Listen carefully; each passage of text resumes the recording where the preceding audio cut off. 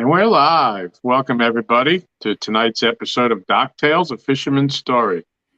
Tonight, we're going to welcome Bob Britt, a.k.a. Bobcat Outdoors, to the show. Howdy, howdy. How you doing, Bob? Good. How you, Tom? Jody? How are you? Doing Howdy. well. How about you, Jody? I'm doing wonderful. That's awesome. Let's see, we got some people in chat. Let me just make a quick announcement. Bob has graciously given us an hour of his time tonight, so we're going to ask that if you have questions, please throw them up in the chat quickly.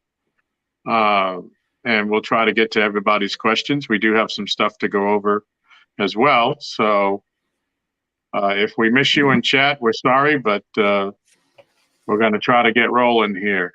And first off, I got to interrupt you. He's almost at 900, so if anybody doesn't have him, subscribe and see if we can get him to 900 for the show's over. I you appreciate took that. the word right out of my mouth, Miss Jody. Yeah, ha, ha, ha. Actually, a couple minutes ago, Bob was at 894 subs, or hook sets, or whatever they call them nowadays. Yeah. And his link for his YouTube page is in the description, as well as his graphics business, where he makes wonderful stickers. And we're going to talk about them as well a little bit. So if you have a question, please try to highlight it with a question, the red question mark or something. We've got, just try to do a real quick thumb through Uncle G, Brokeback Bob, Chrissy Brown, Chris Everett, Laura the Explorer, Tim Molina. It's all mine's in the house. Of course, it's all hers. So Mike Sampson, Catfish Regulators, Aaron's in the house. David Smith, Paul Boyd, Bobcat himself is in the chat. Trophy Seekers, Daryl, welcome. David Smith, Fishing for Whiskers. El Catfish Grande.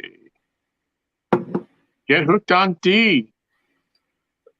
Can't say enough about D. I got to fish with her this weekend. We had a blast. Amy Evans is in the house.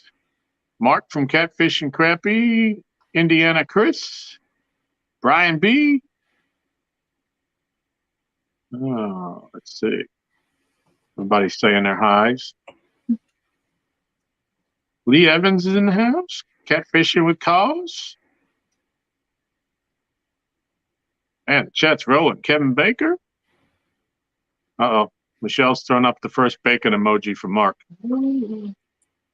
Catfish Weekly, welcome live. And I think I made it to the bottom. How about that? All right. So why don't we start? Tell us a little bit about yourself, Bob. My name's Bob, and I like to catfish.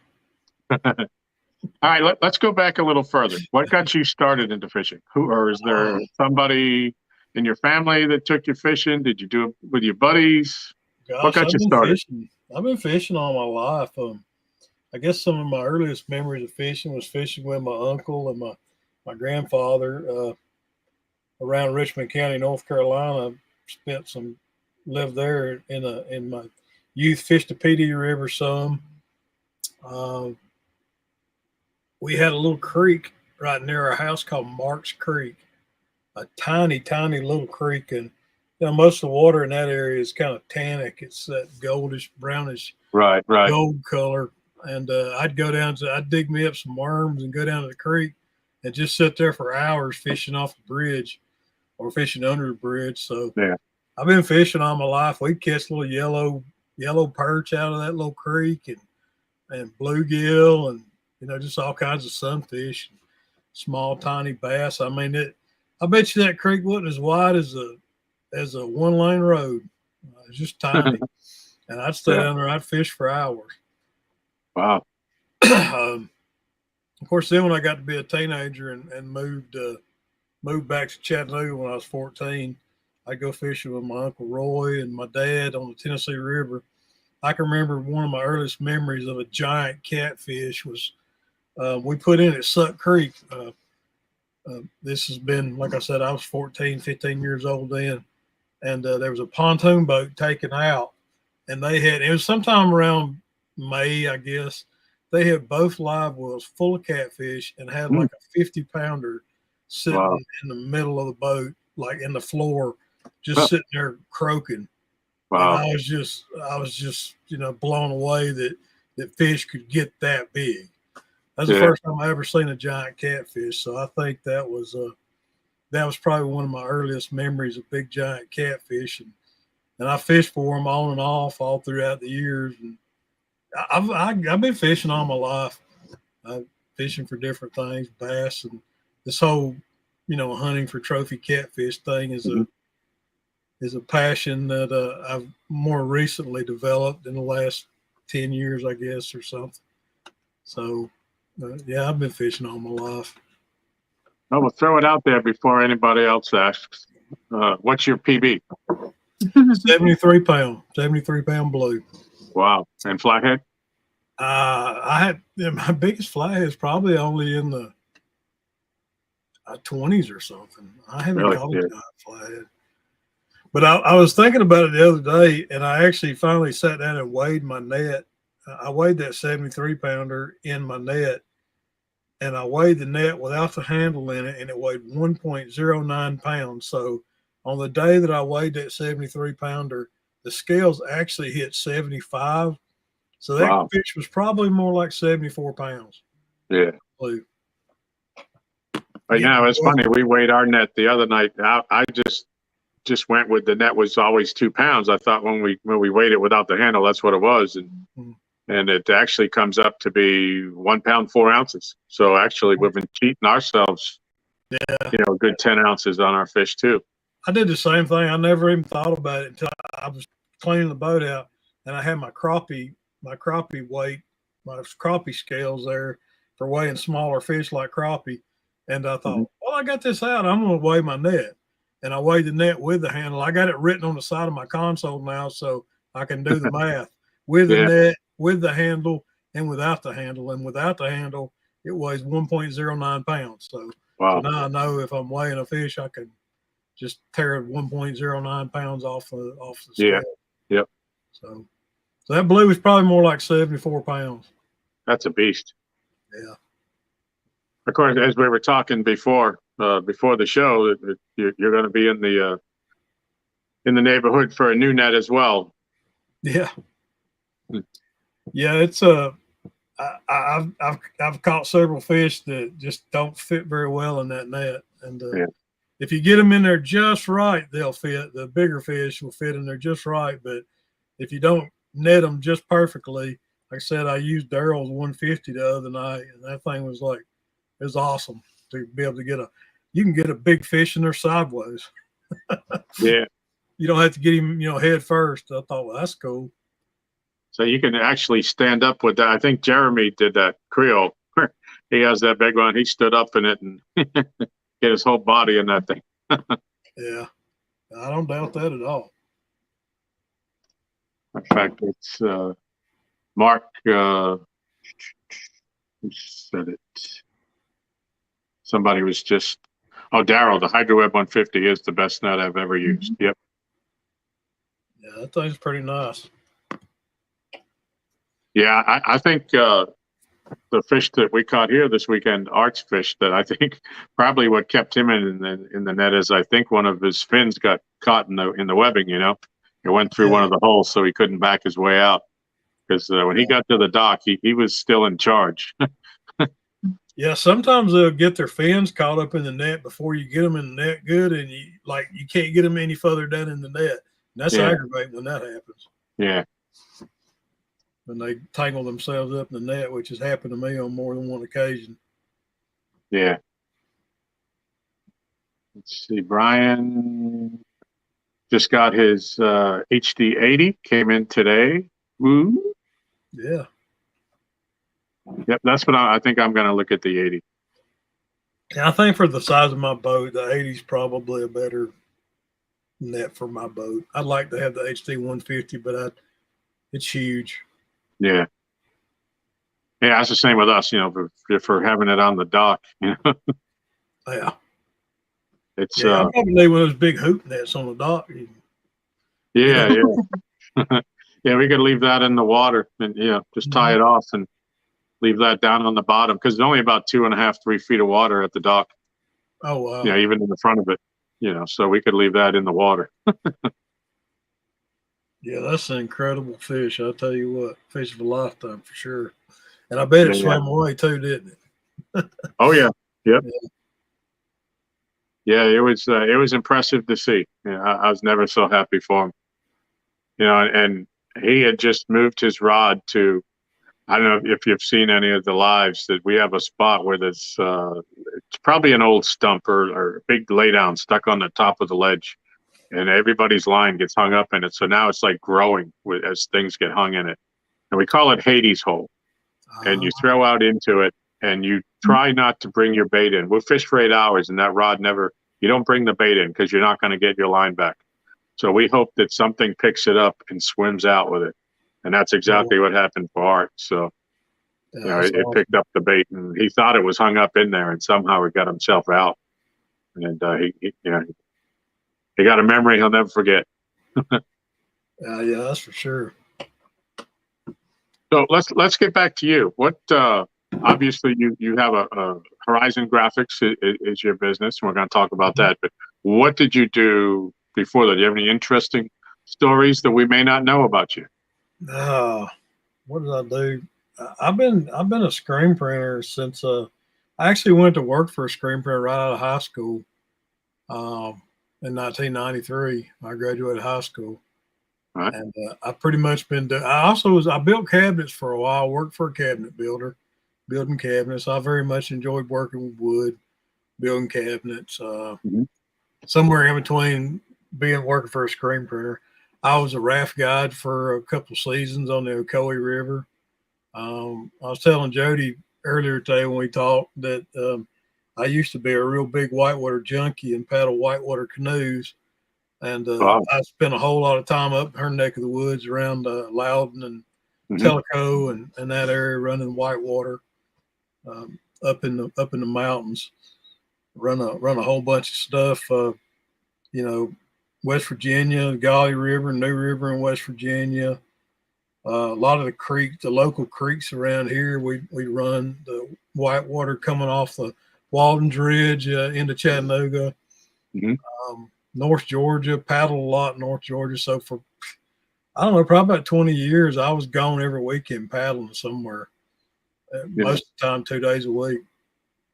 So, but I just I got kind of broken down.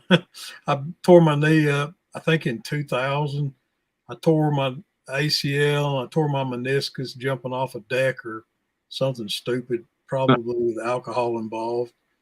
And probably there was alcohol involved. I don't drink anymore, by the way. But anyways, I jumped off the deck in a rainstorm and tore my knee up. And I had an ACL replacement done, but at that time they couldn't fix the meniscus, so I don't have any meniscus in the front of my knee anymore. Wow. And then I've got degenerative disc disease in my lower back, which kind of makes me very uncomfortable sitting in a whitewater boat. So fishing's my new poison. My adrenaline sport now is fishing between bridges. So tell us about your boat. My boat is a 2004 1756 G3 center console. With the motor is like a package boat back in 2004. The motor is I call it a 2-smoke motor. I love the motor. It's a little loud. It likes to drink gas, but it's one of those Yamaha motors that you can't kill. They're just wonderful old 2-stroke motors. That gets me where I want to go. I wish it was a little bit bigger, but before that I had a 1648 flat bottom boat with a 20 horsepower Mariner on it. It would rattle your teeth out. You get 2 inches of chop on the water. So it's definitely an upgrade. Yeah, I had a 2-stroke Yamaha on my last bass boat, and that thing gave me fits. Yeah, but it was a 150, so it was it's on the edge of really burning a whole lot of gas. It wasn't too awfully bad. It was probably But a V6 or something, wasn't it? If it was a 150. yeah. Yeah. I've got the new boat has the 150 Merc 4-stroke on it, and that thing's so quiet. And we put it in the water. You know, Michelle asked me, "What's the matter? The boat won't start?" And I said, "Well, it's actually running." She Yeah. didn't even hear it. When I fish with Daryl, he's got that 150 Suzuki, I think. No, maybe it's a Mercury 4-stroke on it. And yeah, you can't even tell it's running. The only way you can tell is if you can see the little water coming out of the back of it. Right. It's so weird. Yeah, I remember the first time that I saw the Honda engine, and there was a guy going by, and I was fishing on the dock, and broad daylight. And if I hadn't looked up and seen him, I wouldn't have even known he was going by. That thing was so quiet. That's when them Hondas first came out. Yeah. But I kind of like the two-stroke. It sounds like a hot rod or something. Yeah. Well, they're good in the fog because everybody knows you're coming. That's right. Yeah, and the bad thing is when I'm bumping at the end of the dam, and sometimes when there's a lot of flow, I actually have to keep the motor running and keep it in gear to help the trolling motor. And if the wind's coming back upstream, you're just standing there getting two-stroke smoke in your face the whole time. You get a little lightheaded. Ooh. But it's all good though. But yeah, it's a great boat. And I tell people all the time, I have a love-hate relationship with the center console. In the wintertime, I absolutely love it because I can hunker down behind it and I'm completely out of the wind. And I can run miles and not get cold. But it takes up so much room in the boat that I'm always having to shimmy around it. And a lot of my videos, if you watch any of them, you'll see me holding on to the old crap bar and kind of working my way around the console to land the fish. Huh. But yeah, I remember Nitro tried to make a center console bass boat back around 2000, maybe 2002, and they did away with it pretty quickly, and then nobody's really come back to that in the bass community. Yeah, you don't see bass guys running the center console very much. And I think it's probably because they're always casting so much that, like, if you're standing up on either the front or the rear deck and you're rearing way back to cast, you'll definitely snag something, either the console or something on it, if you're not paying attention. So I can understand why the side console sits low in the boat and you're not catching anything. Yeah. But, the only thing about it, I did get to ride in one, and we were in some pretty rough weather, and I didn't get the least bit wet. So it wasn't raining, but it was windy, and there was some chop on the water, and none of that spray came into that center console. It was nice and warm. Yeah, sitting in the center of the boat definitely has that advantage. You're not getting spray coming over the side. And the next video I've got coming out, hopefully next week, I was running in about 2 foot. The wind was blowing back upstream, and I was running in about 2 foot waves, and you can see the waves crashing over the gunnels every time I hit a wave. Yeah. And I was glad I was sitting in the center of the boat for sure. But I definitely would have been wet if it had been in a side console boat. Yeah. So let's talk some fishing. I've been seeing some of your videos lately, and you've been on some big fish. What's going on? What you got working? I mean, the big fish here on the Tennessee here in the last 3 weeks have just started chewing. I mean, I tell people all the time that this time of year, the water degrees is either almost or right at 60 degrees right now.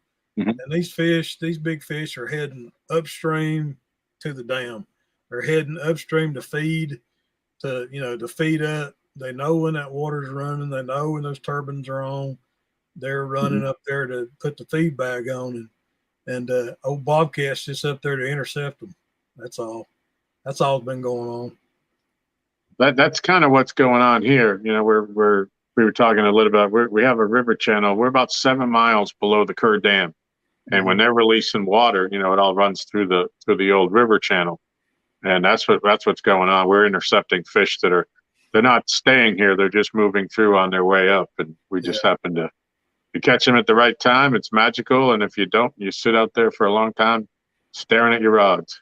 Yeah. I mean, it's a magical time of year when they're on the move like that, because you know, they're feeding. And I tell people about, and why I think I've been having so much success bumping here for them lately is, like, you know, even if they're not like aggressively feeding, which I believe they're beginning to, bumping is such an active way to fish for them that you're basically probing behind every little rock with the bumping rod. You know, it's like if there's a fish behind a rock, then I believe that they are, you know, they see a bait going over them, they're going to eat it. Yeah, like a reaction strike. Yeah, a lot of reaction strike. Yeah. And that's another thing too I wanted to touch on tonight.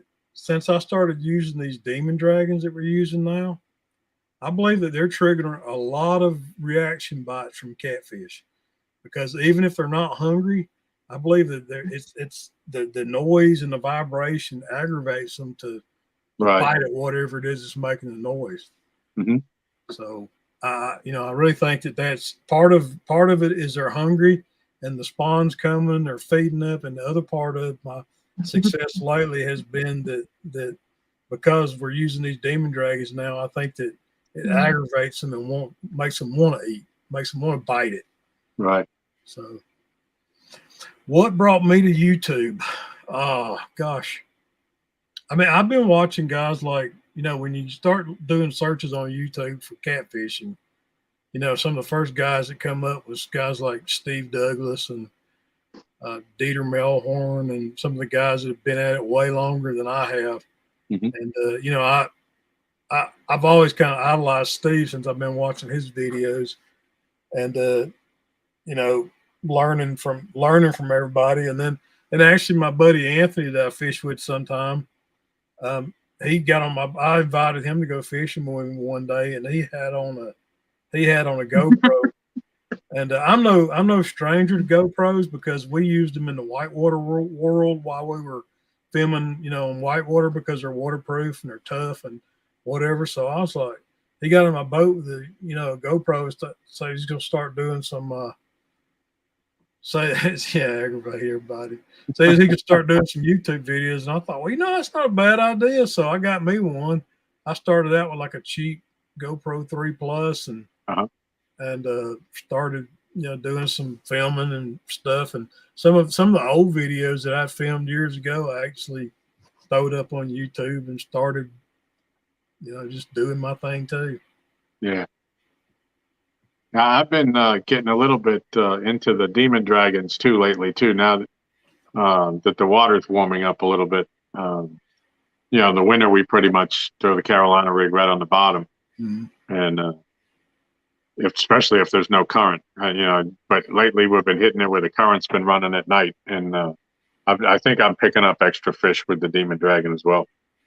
There's something to it. I mean, I posted on my community tab today that I was a real skeptic of them at first, and I was like, you know, a float will work just as good, and a line rattle will work just as good. But I mean, they're louder than a line rattle. They look like a fish. They offer some flotation, right? And I think there's a lot of reasons for people to try them out. If they don't think they help, don't use them.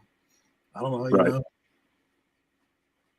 Now, do you have heavy flowing water? Do you use the large size or the smaller ones? Or here's what I do. I've got I think all mine are 3.0. I guess that's the size of them. What I do is if I need more flotation, like here lately when I've been bumping, I've been just using just the line rattle, just the demon dragon. Right. But if I need more flotation, I'll add I've got different size foam peg floats. And kind of like depending on the situation, like there's one spot I like to bump at the dam that it's got there's a deep hole, a scour hole. Well, in front of the deep hole is kind of a mound, okay? Right. And what happens is when you're bumping down through there's like this little wall that you hit in front of the scour hole. And it's like the bait won't go past that wall. Well, I got to thinking about it the other night, and I'm sitting there bumping. I'm like, man, how do I get my bait up and over that wall and get it into the hole? And I was like, add extra flotation. So I reeled my line and I put like a 3-inch oval float in front of the demon dragon, and that helped lift the bait up and pull it over the ledge. So then I was able to walk that bait because of the extra flotation. I was able to walk that bait over the wall and into the hole. So that's one thing you can do is, like, you know, carry some different size floats in addition to your demon dragon. Right, so you can kind of, you can rig your stuff up and change the flotation level on your rig depending on what you're trying to do. Now, do you have, I thought I saw you had something about the demon dragons on your page. Yeah, if anybody wants to try out demon dragons, just use if you go to demondragons.com and put the promo code Bobcat20 in, it'll get you 20% off of demon dragons. That's awesome. Yeah. Hold that sticker up again, Jody. I got to put mine on my boat. I hadn't did that yet. Yeah, put her on big screen here for a sec. But there's something to these things, guys. I'm telling y'all. Yep, they work. Yeah. Now, do you think that color makes a difference, or is it? I do. I hadn't noticed any difference. I mean, I haven't experimented with colors that much. I've just been putting them whatever the first color I pull out of the pack. I've caught good fish on the blue and silver, and good fish on the yellow and white. And I think we were catching fish on the tiger, the fire tiger, the other day too. But the fire tiger is really bright. It's like, Jody, do you have a fire tiger, the green and black and red one? Nope.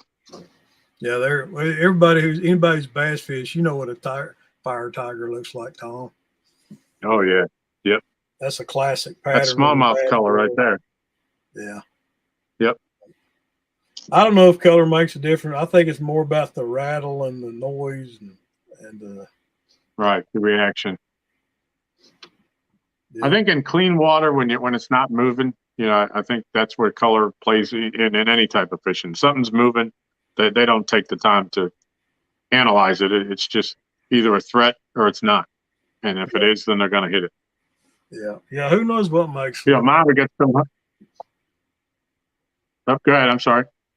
I said I'm not sure what it is that makes them, you know, attack it, whether it's a defense thing or reaction bite or whatever. But yeah, Hans had a good point right there about fish in a new area. You know, you might want to try a foam float at first and just snag them up or something like that. But since I've been using them for, I think in 3 months, I've only lost 2 of them. Huh. Wow. But I had it and I double tapped it. Yeah. Yep, I double tapped him. Sorry about that. There's this comment. So you don't burn through your wallet. You got that right. Yeah, but you can save you some money if you use that Bobcat 20 code. Bobcat 20. Yes. Yep. Can somebody Michelle's going to put that in the chat for anybody. Yeah. Now, what have you got coming up this weekend?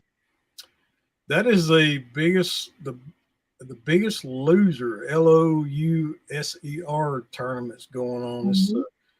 We've been I've been on a diet since January for this tournament.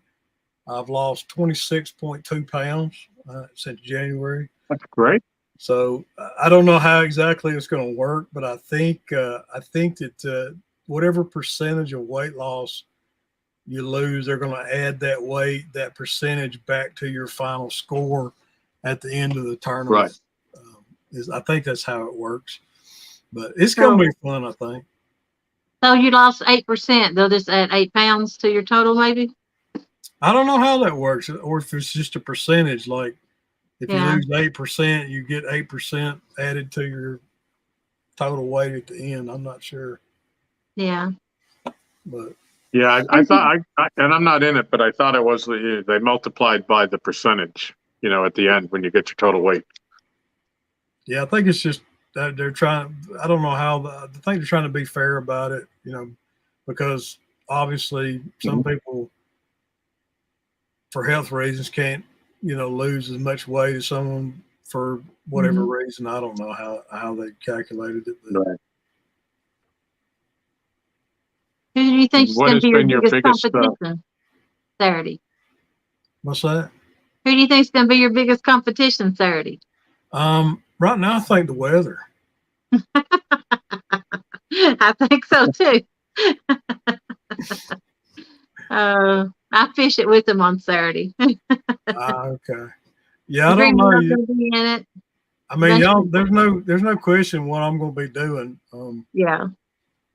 And I'm hoping now. I've been doing most of my bumping after 5 in the evening, after 5. So I really haven't did any morning bumping, in the last couple of months. I don't know. I may get out there and not be able to bump up a fish at all, or they might not be at the dam. Who knows? I don't know. Now, what's your last video coming home? And you was doing great in it. Yeah, we put that. I think we put 7 or 8 fish in the boat that night. Yeah. Nice. 7. It was crazy. And you had to have a certain rod to do that with? You do not have to have a certain rod to bump with, but here's the thing. If you're just using a regular catfish rod, it's not as sensitive.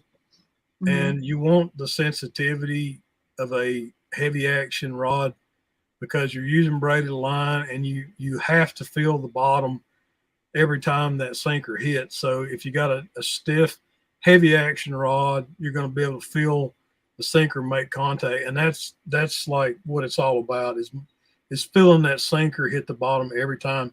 So if you're using a medium heavy rod, you're not going to feel the bottom as well. So I would recommend, a good stiff bumping rod. I've been using Uncle Lou's rod, which he graciously sent me, and I love that rod. I picked up a Shattered Cat at CatCon, and it's a good rod too. It's one to consider. I think maybe the Uncle Lou's bumping rod is maybe just a slightly bit more sensitive than the Shattered Cat, but I think they're both good rods. And B&M makes a great bumping rod too.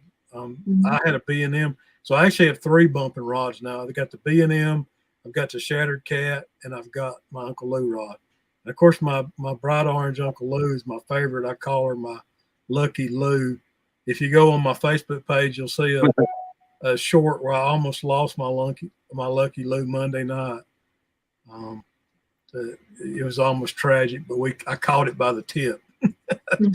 It was completely in the water, and I just reached down at the last. Actually, a fish knocked it out of the boat.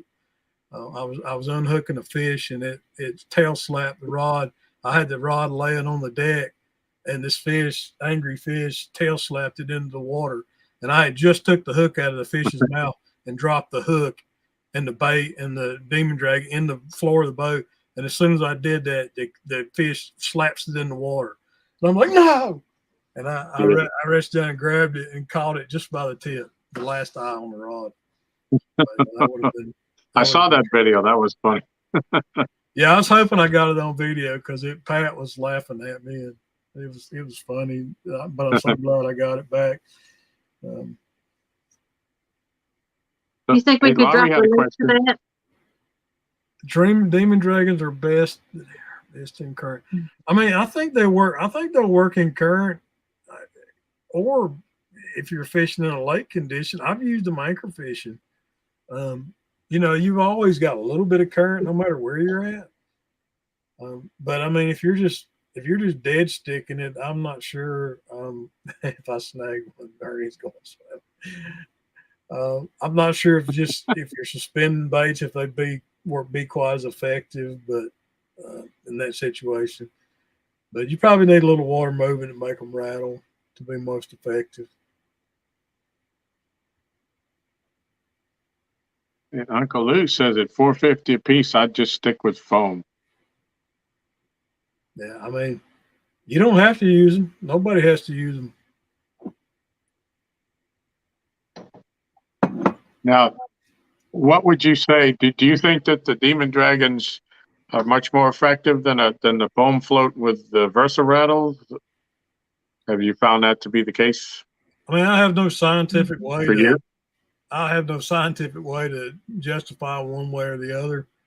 But I think that, I think in my situations that I've been using them in, I can definitely see an uptick in fish since I've been using them versus when I was just using a foam float and a line rattle. It's a different sound than the line rattles. The line rattles are a little like more high pitched, but the Demon Dragons are more of a low pitch. I don't know how to describe knocking sound versus just a high pitched line rattle. So, man, I think they help. All right, Susquehanna Stan has a question for you here. Kind of setting you up, I think. For bumping, definitely braid.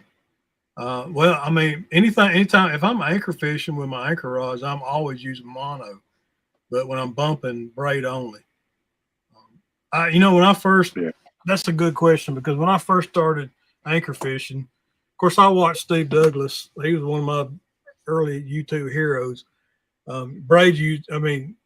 Steve uses braid. And I thought, well, I got to be like Steve. I got to use braid. So all my reels, I put braid, like 80, 100-pound braid on them. I'm going to need some cake. No, Chrissy, no cake. Chris is trying to shut me up now. But yeah, I put braid on all my lines. And let me tell you, when you got 6 rods out and you get a tangle with braid, you're breaking out the knife.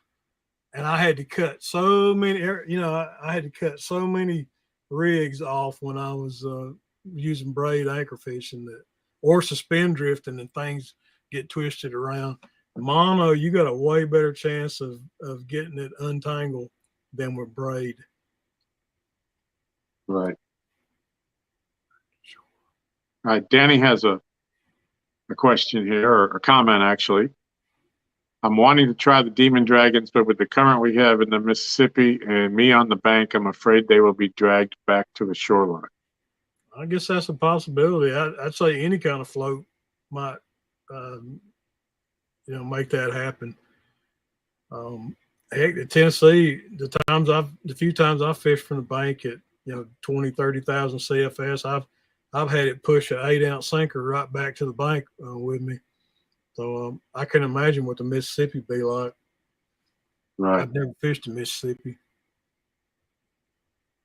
If you try one, Danny, let us know if it works. Yeah. What's up, Freddie? I'm watching chat too. Chrissy's still asking about the cake. So just going back to the biggest loser, what was your biggest sacrifice that you had to give up for this? Was there one thing in particular that? Well, here's the thing: is I'm too busy to go to the gym, so I've lost these 26 plus pounds. I haven't been worked out one time. I gave up sugar, I gave up bread, and I gave up pasta. I eat as many vegetables and as many meats as I want. Right. Pork chops, steak, chicken, salad, tomatoes. Right. I watch the carbs on the dressing because, it's a lot of salad dressing can have a lot of carbs in them too. Yep. Yeah, I gave up cake, sweets. I used to have probably a 6-a-day Little Debbie habit. Okay. Well, that's what I was getting at. Was there a Little Debbie that you had to stop or that you had to fall out of love with? Yeah. I call them fat cakes, and I absolutely love them. The zebra cakes, the Easter bunny cakes, the little stop signs. I mean, yeah, I love it. I love those things. Mine was the Nutty Bar, and I'm not in the contest, but I've been cutting a lot of stuff out myself, and it's been hard. Oatmeal cakes. I mean, I miss them all. I miss Little Debbie. I'm tell you, I do. But I'm not going back. I'm going to keep on. I want to get down to 200 pounds. That's kind of my goal. To get. I've been there before. I've lost over 100 pounds before, and I know I can do it again. I just got to stick to it. Yeah. And you can't do it too fast either. You got to do it slowly, or you'll never keep it off. Yeah, and through this whole challenge, I've averaged about 2 pounds a week. That's great. That's the way. That's about what they recommend. You know, my Yeah. doctor. I've been fighting that battle with the type 2 diabetes for years, and Yeah. I've got all the lectures and I know all the info by heart, and then sometimes I just don't have the brains to put it all together and just make it stick. Yeah. Well, we lost my mother-in-law. We lost her about a year or two ago now, and basically diabetes is what took her from us, and all the things associated with not doing what you're supposed to Right. if you're diabetic. So that was kind of an eye opener for me too. Yeah. Seeing what she went through. So it makes it makes you think. And I've been having some health problems too related to my diet and stuff. So it's like when the Biggest Loser thing come up, I was like, yeah, I'm gonna get on board with that. That was the push I needed to start this whole process. So, Jody, weren't you in that? Are you still in that? Or Yep. yeah, you fishing that tournament too? Yep. Is that a 2-day tournament, or is he just doing one? It's Saturday and Sunday. I'm fishing Saturday. Okay.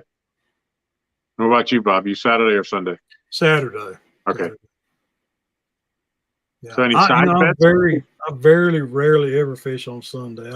I consider that the Lord's Day, and that's the day of family worship, and that's my family day, worship day. That's I give that day to the Lord. So I very, very, very seldom ever fish on Sunday. Okay.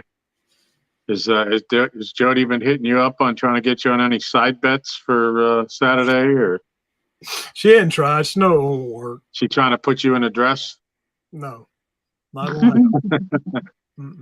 I still got a few days. As I say, when she's doing that she's out hunting for man cards. I call Jody the troll. I call her Troll Tune Jody today. She was trolling Daryl all day long. Daryl's live. Yeah. That was fun. Yeah, well, she dropped her code into his live chat. I'd like to die. I wonder who gave her the idea to do it.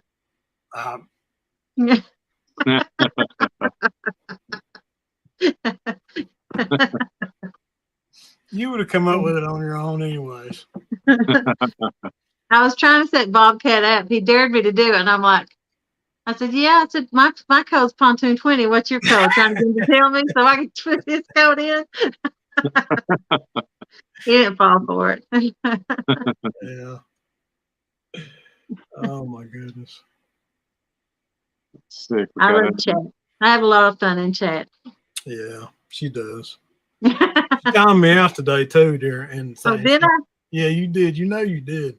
No, my phone was in my pocket. Yeah. Look at that grin on her face. Yeah. Oh yeah. Look at it. She knows she did it. I would never. Yeah. I actually have a question on something we already talked about. Mm-hmm.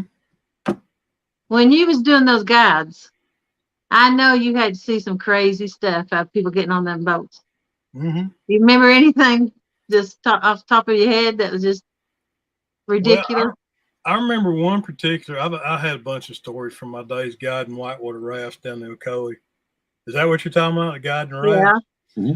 Yeah, we had one customer that we took out on a raft, and he wasn't on my boat, but I remember like before every trip we'd have to like bring our customers in and take them through the equipment room and give them a helmet, a PFD, and a paddle and all the stuff.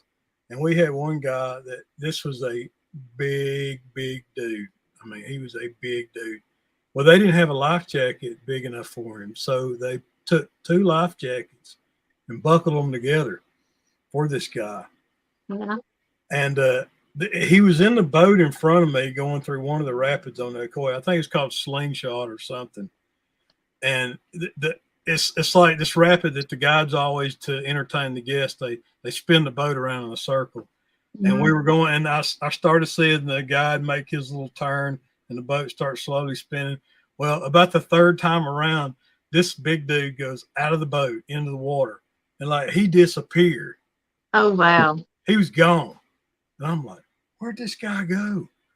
And I'm kind of freaking out. And the guy in the boat, he's kind of freaking out. And about, I don't know, 30 yards downstream, the guy pops back up, and we were just all like, and it took half the people in the boat to get him back in. But man, that scared the crap out of me. Wow. But there's like a whole lot of things that happened on the river back then. I mean, whitewater rafting's inherently safe, but there are things that happen, and you don't want to see anybody get hurt doing it. But that's why you sign waivers at the outpost. Right. Another time too. Talking about that, I had a 2-trip, like a double trip one day, and I got back to the outpost out of my second trip on the upper Ocoee and the lower Ocoee, and like I was one of only like 2 guides still like there at the outpost. Well, at the end of the day, like before, if they were still water, they would like basically take walk-ups. Like you didn't have to have a reservation. And this group of Asians walked up to the outpost. And they were like, hey, you mind taking them down on one last trip of the day? And I'm like, I'm kind of tired, but is there anybody else that does? Like, no, nobody else is here. And I'm like, I guess. I mean, I was tired. So we get in the van, and they load a couple rafts up, and there was like another raft in the trip with us. And we get to the top of the river, and we start doing our safety briefing. It didn't take me long to realize that nobody in that raft could speak a word of English or understand a word of English. Like I'm trying to show them how to hold the paddle and stuff, and they're just looking at each other grinning. I'm like, they have no clue what I'm saying to them. I'm like, how is this going to work? So it was. I'm just scared to death, and actually it was what we call a 7-boat load, where I actually had 6 people in the raft, like 2 in the front, 2 in the middle, 2 in the back, and then I had 1 sitting next to me on the back of the raft. And nobody in the boat could understand a word I said, couldn't understand my commands, paddle forward, paddle back, rest. Nobody could understand anything. And we're hitting every rock in the river because nobody's paddling when I tell them to. And I had one little girl on my feet the entire trip. Like every time we'd hit a wave, she'd end up in the back of the raft on my feet. So I got back to the outpost that day, and I walked up to the river manager, and I said, let me tell you something. I said, y'all ever do that to me again, I'll be working somewhere else. Yeah, right. Because I was exhausted already. It was epic, man. That's a great story. Yeah, it was crazy. But Hey, yeah, you run into stuff like that all the time. Laurie has a question for you. I'll let you read that one. You fly fish as well, Bobcat. I do. I used to fly fish. I did. I fished for trout a lot on the Hiwassee. When I'd go fly fishing, though, I would carry my fly rod and I'd carry a spinning rod because I never really was that good at fly fishing. So if the wind kicked up, no matter where I was, if I was out in the middle of the Hiwassee River or Sitico or Tellico, if the wind kicked up, I'd go back to the truck and get my spinning reel because if you've ever tried fly fishing in the wind, it sucks. No matter what you do. So I'd go back to the truck and get my spinning reel. I never was a purist like that. You know, a lot of fly fishermen wouldn't be caught dead using a spinning rod and reel, not me. Yeah. But I caught a lot of nice trout. I think the biggest trout I ever caught was on the Hiwassee, and it was probably about, 3.5, 4 pounds. It was as big from my elbow to my fingertips. Yeah. Big old rainbow trout on a fly rod. That was fun. You know, it's a little off topic, but buddy of mine, we were fishing. We came upon a bass sitting on a bed. And this was a big female, and we threw every lure we had at her from every angle we could without trying to let her see us. Mm-hmm. And after about 30 minutes of trying this, my buddy says, I got my fly rod in the back of the truck. And he got it out and he put it together and he threw that fly up on top of that bed and she hit it immediately. It was a 6-pounder. And she just went nuts when that fly coming on top of that bed. It was crazy. Well, I bet so. Yeah, it's fun catching them on a fly rod. I've caught Yeah. bluegill on fly rod. I mean, bluegill fight like crazy anyway, but catching them on a fly rod, like a little 4-weight fly rod's a hoot. Yeah. I used to take those little foam poppers up to my buddy's got a pond on top of the mountain. I used to take those little foam tiny popper, hula poppers or whatever, and catch those bluegill up there on top of the mountain with a little 4-weight fly rod. And it's a hoot. Well, hey, we're got about 10 minutes left. Why don't we talk about Horizon Graphics? Tell us about it. Sure. That's my business. I make t-shirts, decals, graphic business. Like I said, I've been into screen printing since I got out of high school in 1993, and I've had my own work for myself since 2004 doing it, printing for other people, printing for myself.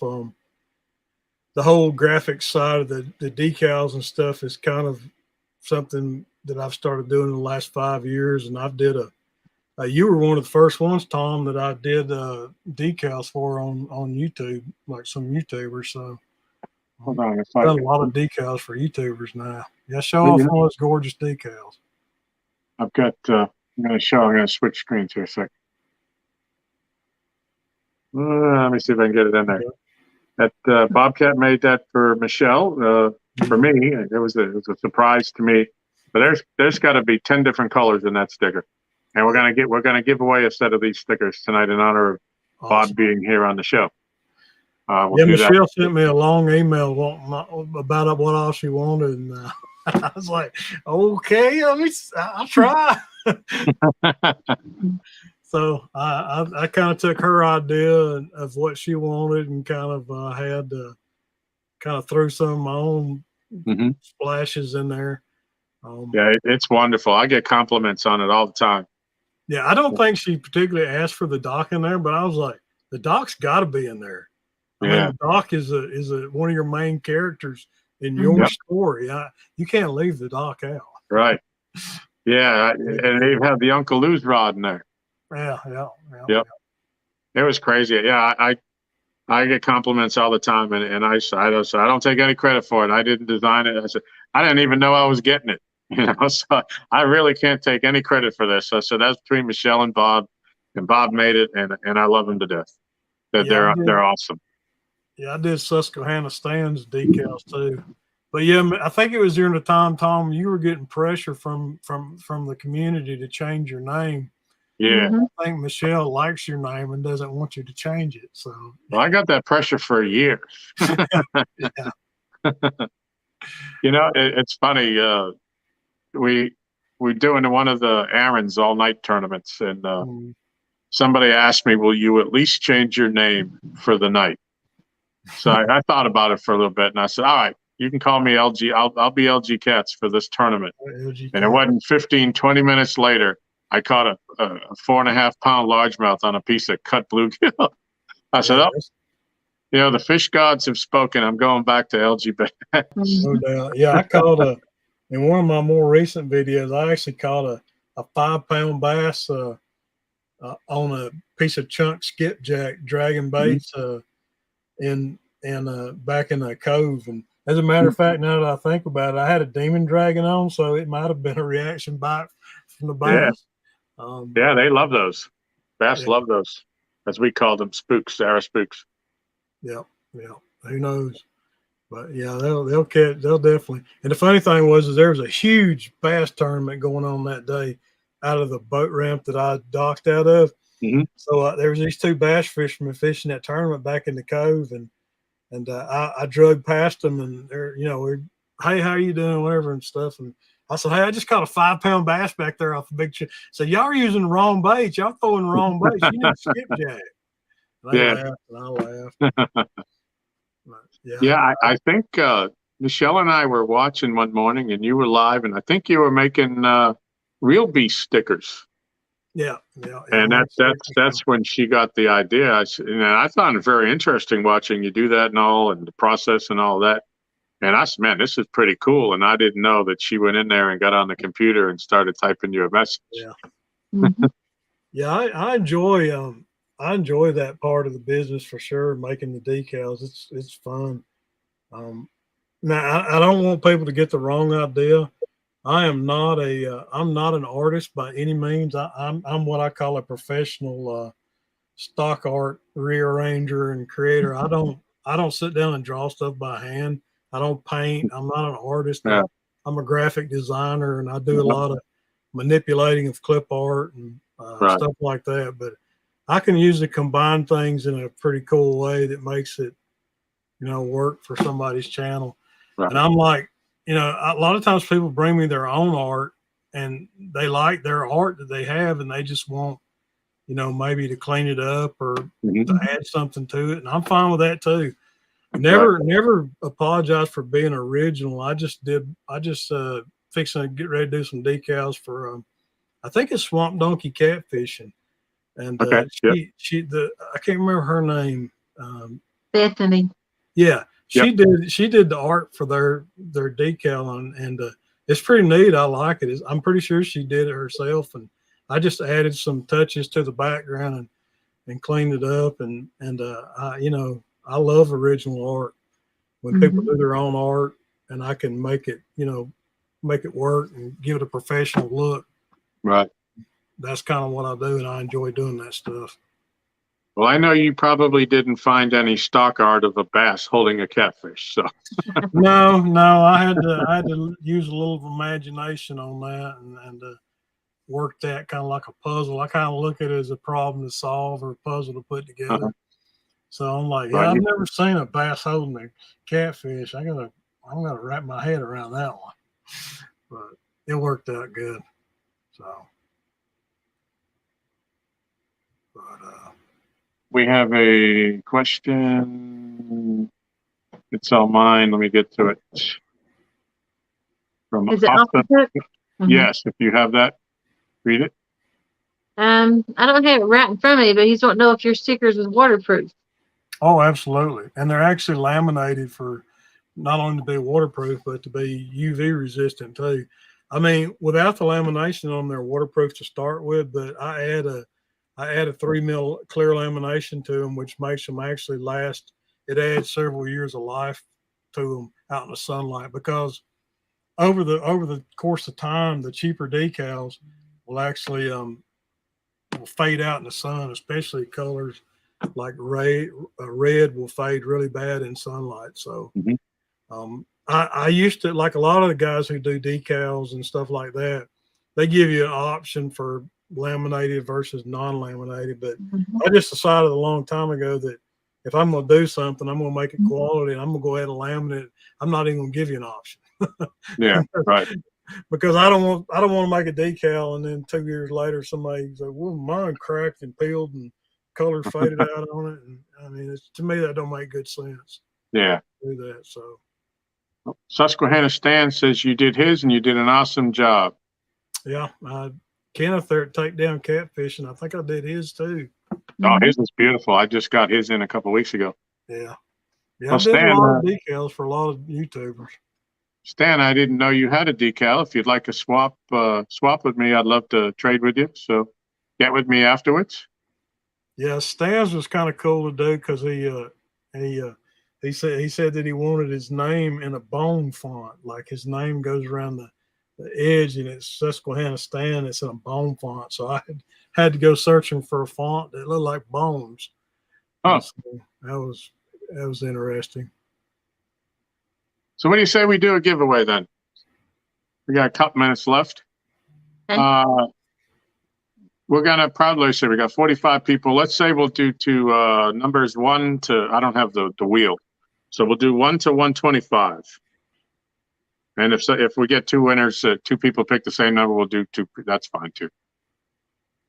And Michelle, we're gonna do closest without going over. And when Michelle posts start, everybody can start entering their numbers. And she will post stop. And I would like Bob to pick a number and keep it to yourself.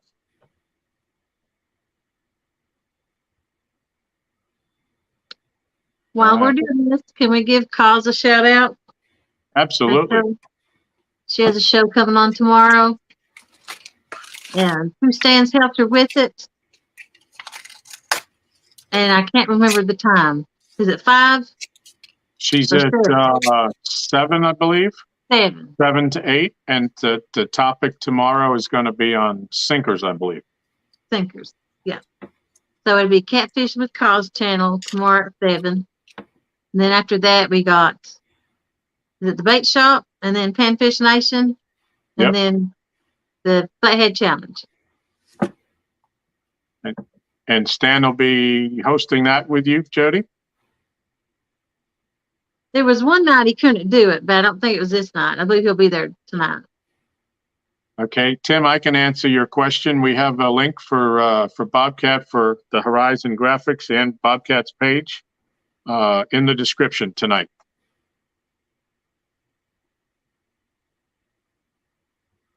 And all right, everybody, Michelle has gone ahead and give the go-ahead to start. I see people putting numbers in.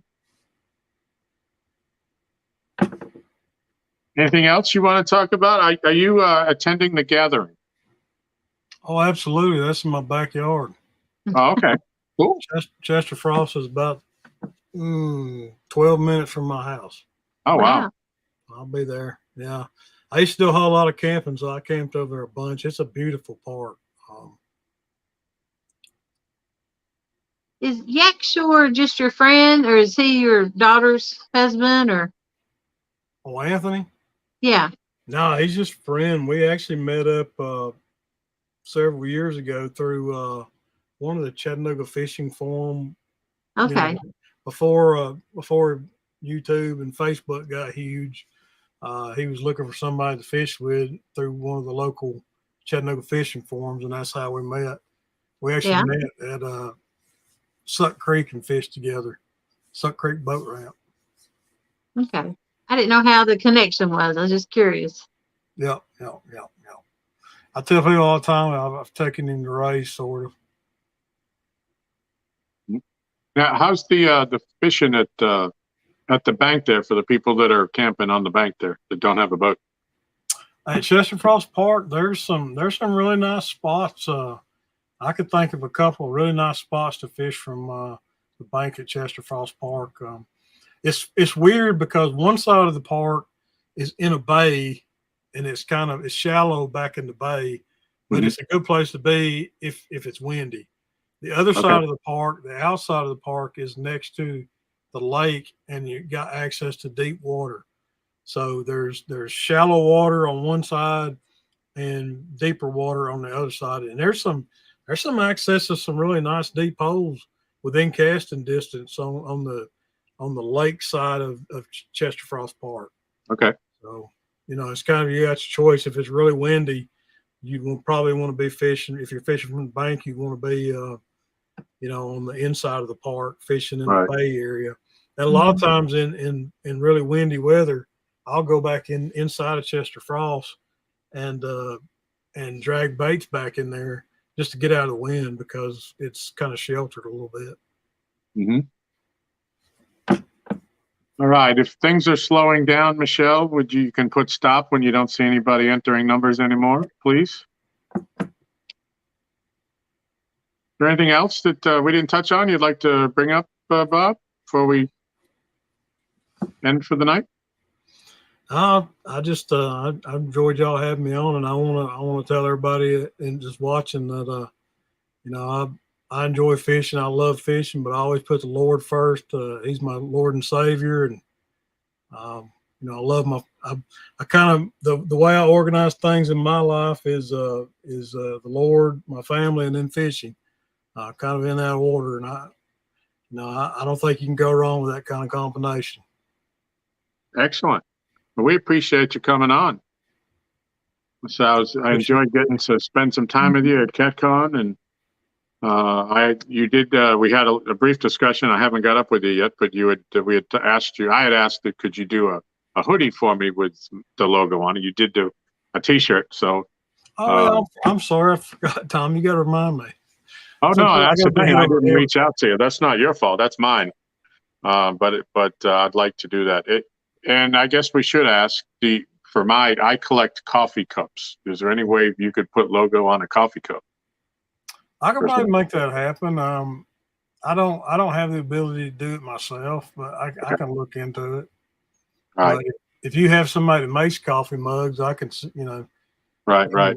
send them the logo and do it. It's not something that I've got time to do right now, really. Right. And then I guess the other question, Jody, do you want to ask one question we haven't asked of Bob? He's been on low carb. So how have you been eating your bologna with that bread? I haven't been eating bologna. What? No pickled No bologna or bologna. nothing? No rope bologna? No cut with that little round bologna? None of that? No bologna, Jody. No Oh my bologna. gosh. Now I eat sliced turkey. No bologna. I haven't even eaten any weenies. Now, my two favorite snacks. I never go out in the boat without these two: sardines and pork rinds. There you go. You got to have sardines and pork rinds in the boat. I love What was the first one you said? sardines. Oh God. Yeah, sardines. Got to have sardines. The best kind are the Mediterranean style. That's why he fishes alone. I swim in the water too. I crack them sardines open and pour that oil in the water, and it draws them in. Yeah. That's the secret right there. You told on yourself. So Danny said he survived the tornadoes, but his fishing spot didn't. I hope everything's okay, Danny. Yeah, I'm certainly glad you survived the tornadoes. I've been sitting here looking at my phone, and I keep getting lightning alerts on my phone, so it's moving this way. Yeah, we're gonna get that tomorrow night here of the lightning storms and all that. I was trying to fish Jody's tournament, but it looks like it's going to be right in the middle of it, so I'm going to have to back out of that. Oh, can I plug one more thing, Tom? Absolutely. All right, guys, if y'all watch any of my videos, you know I'm usually always wearing Catfish clothing, right? Catfish clothing t-shirts, Catfish clothing hats. Guys, if y'all want to buy Catfish clothing, you can go to catfishclothing.com and use the code Bobcat20 and save 20% on Catfish clothing on the website too. Excellent. So very nice. That in mind. All right, so we've stopped the count. Can you tell us what the number is? 26.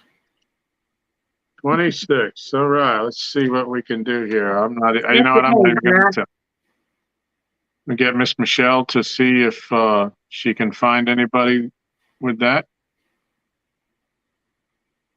It's way up. Yeah, let's see if I can do a quick scroll, but she's probably more on top of it than me. She's got a computer. I got a tiny little phone. I see one that's real close.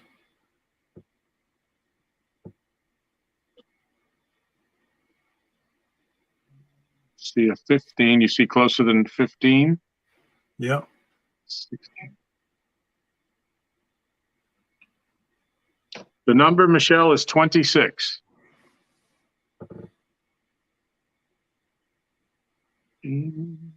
So far, Brian B is the closest I see without going over.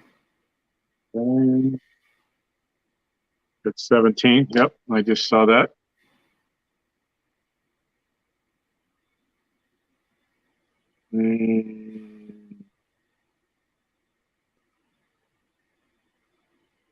I'm actually got storms here. Michelle's yelling Brian B. Uh-oh. You was talking about storms. Mine's hit right now. Okay. Well, I hope everything goes well through the night for you. Why, yeah. Yeah, it's supposed to move in here in Chattanooga around midnight. So, can you highlight Mike's comment? Mike's fishing home. I saw the one he just got in from work. Is there another one after that one? Mm-hmm. Yep, I'm looking for it.